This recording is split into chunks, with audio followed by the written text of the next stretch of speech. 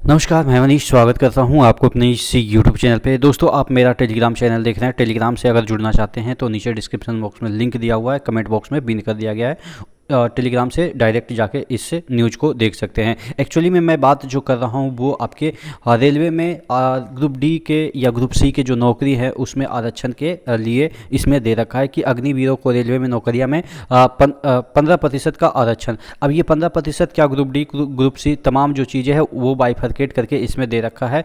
तो ये आपके लिए एक डिवास्टेटिंग न्यूज़ भी हो सकती है, यानी कि बुरी न्यूज़ भी हो सकती है, और उन लोगों के लिए जो कि अग्निवीर के थ्रू रिक्रूट हुए हैं उनके लिए अच्छी खबर हो सकती है। क्योंकि 50% ऐसे भी अग्निवीर होते हैं जिनको कि परमानेंट उसी आर्म फोर्स में कर दिया जाता है, लेकिन 50% जो कि बाहर आ जाते हैं उनके लिए चीज़ें आसान हो जाती है। अगर आप बैंक की सिक्योरिटी गार्ड की आप नौकरी करें, बैंक की सिक्योरिटी गार्ड की मैं बात कर रहा हूँ, ये नहीं कि किसी पर्सनल अपार्टमेंट की मैं बात कर रहा हूँ, वहाँ पे भी मतलब अच्छे अच्छे इंस्टीट्यूशन में आपको अच्छे मतलब कि सैलरी के साथ रख लिया जाता है। तो कहने का मतलब ये है कि अग्निवीर को भी छोटा मत समझिए, क्योंकि इन फ्यूचर उनके जो प्रतिशत ऑफ आप कह सकते हैं कि सरकारी नौकरी की प्रोबेबिलिटी जो है वो बढ़ जाएगी। यहाँ पे देख लेते हैं कि क्या चीज़ें दे रखी है। तो यहाँ पे मैं आपको बता दूं कि 15% देखिएगा यहाँ पे भारतीय रेल में अग्निवीरों के रूप में काम करने वाले युवाओं, यहाँ पे अब मैं पढ़ रहा हूँ, युवाओं को रेलवे बोर्ड की नौकरियाँ में 15% आरक्षण दिया जा रहा है। यह आरक्षण राजपत्रित पदों के लिए लेवल 1 अराजपत्रित होता है। हालांकि राजपत्रित मतलब होता है ग्रुप ए बी, ठीक है, यानी कि गजेटेड ऑफिसर जिसे हम कह सकते हैं, लेकिन नॉन गजेटेड में ग्रुप सी और बी और डी भी आते हैं। तो उसमें दे रखा है लेवल 1 में 10% एवं लेवल 2 एवं उसके ऊपर में 5%। कहने का मतलब ये है कि ग्रुप डी के जो पद आते हैं लेवल 1 जिसे हम कह सकते हैं, हालांकि ग्रुप सी बोला जाता है लेकिन लेवल 1 को ग्रुप डी ही ऐसा आप मान के चलो, ठीक है। तो उसमें आपको 10% का आरक्षण मिलेगा। आप लोग में से बहुत सारे लोग बोलेंगे कि सर अगर 10% इसे आरक्षण मिल जाएगा, फिर 20% उसको आरक्षण मिलता है सीसी वाले को, यानी कि अप्रेंटिसशिप वाले को, उसके बाद फिर ओबीसी हो गया, एससी एसटी हो गया, तो हम लोग कहाँ जाएंगे, यानी कि जनरल वाले कहाँ जाएंगे। ईडब्ल्यूएस का भी आरक्षण मिलता है 10%, तो कहाँ चले जाएंगे। क्या आरक्षण के वजह से ये आपका यूआर वाले का सीट कटता चला जाएगा? तो मैं आपको बता दूं कि ये आरक्षण वो आरक्षण नहीं है जो कि आप सोच रहे हैं, ये हॉरिजॉन्टल आरक्षण है। कहने का मतलब ये है कि यूआर में भी उसको समाहित किया जा सकता है, ईडब्ल्यूएस में भी उसको इस 10% को यूआर में भी समाहित किया जाएगा, ईडब्ल्यूएस में भी समाहित किया जाएगा, उसके बाद एससी एसटी सभी में इसको बांटा जाएगा, डिस्ट्रीब्यूट किया जाएगा। कहने का मतलब हॉरिजॉन्टल ऐसा होता है। वर्टिकल का मतलब होता है कि आपका भी कटेगा, जो आपका ईडब्ल्यूएस का आरक्षण है वो आपका वर्टिकल है, और हॉरिजॉन्टल का मतलब ये होता है कि ये 10%, सपोज 10% में जो आर्म फोर्स हैं वो यूआर में भी चले जाएंगे, ये आपके ईडब्ल्यूएस में भी चले जाएंगे, और आपके एससी एसटी तमाम अपने अपने कैटेगरी रिस्पेक्टिव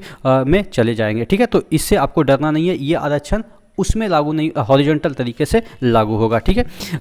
उसके बाद यहाँ पे देखिएगा उसके इसमें सबसे बड़ी फ़ायदा ये है, आर्म फोर्स जो आपके अग्निवीर हैं उनको इसमें कांस्टेबल में जो आपके शारीरिक दक्षता होती है उससे माफ़ कर दिया जाएगा। इवन आपके ग्रुप डी में जो शारीरिक दक्षता होती है उससे आपको माफ़ कर दिया जाएगा। यहाँ पे देखिएगा 10% लेवल 2 में, और उसके ऊपर पद में 5% आपके आरक्षण मिलेंगे, यानी कि एनटीपीसी में भी 5% रहेगा, जेई एसएससी वगैरह वगैरह में आपको 5% मिलेगा, ठीक है। उसके बाद यहाँ पे देखिएगा 4 वर्ष तक काम करने वाले अग्निवीरों को शारीरिक दक्षता परीक्षा से छूट के साथ साथ आरपीएफ या आरपीएसएफ में कांस्टेबल के पद पे 10% आरक्षण दिया जाएगा। यानी कि अगर 4 वर्ष, मिनिमम 3 वर्ष होता है अग्निवीर, लेकिन अगर 4 वर्ष तक यहाँ पे देखिएगा 4 वर्ष तक काम करने वाले अग्निवीरों को शारीरिक दक्षता परीक्षा से छूट के साथ साथ आरपीएफ या आरपीएसएफ में कांस्टेबल पद के लिए 10% आरक्षण दिया जाएगा। यानी कि उनको शारीरिक दक्षता परीक्षा नहीं देनी है, ऑब्वियस आर्म फोर्स में है, तो कहने का मतलब ये है कि शारीरिक तो दक्षता होगी हूँ उनके पास। यह जानकारी राज्यसभा सदस्य सुशील कुमार मोदी के प्रश्न के उत्तर में रेल मंत्री अश्विनी वैष्णव ने दी। रेल मंत्री ने बताया कि अग्निवीरों को मौजूदा उम्र सीमा से अगले बैच को 5 वर्ष एवं बाद के बैचों को 3 वर्ष की छूट दी जाएगी। यानी कि अब एज रिलैक्सेशन की भी बात की जा रही है। कहने का मतलब ये है, अग्निवीर में अगर आपका रिक्रूटमेंट हुआ है तो आप जितने भी सरकारी जॉब हैं, ये तो रेलवे की बात कर रहा है, लेकिन ऐसा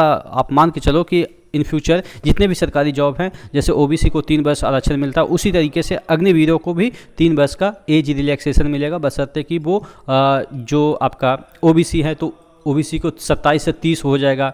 आपके जनरल वाले को अगर 27 वर्ष कोई भी जॉब में मिलती है उम्र सीमा, तो उनको 30 कर दिया जाएगा। ठीक है, 27 वर्ष मिलती है तो 30 कर दिया जाएगा, और अगर ओबीसी है तो 30 वर्ष तक उनको मिलती है तो 33 कर दिया जाएगा। तो इस तरीके से आपको कैटेगरी वाइज भी आपको आरक्षण मिलेगा। ऐसा नहीं है कि ओबीसी को अगर 30 रहता है तो 30 तो लास्ट ही हो गया, नहीं, 30 के प्लस 3 हो जाएगा, 33 हो जाएगा। ठीक है, तो आप समझ लीजिए कि इस तरीके से आपको आरक्षण मिलने वाला है।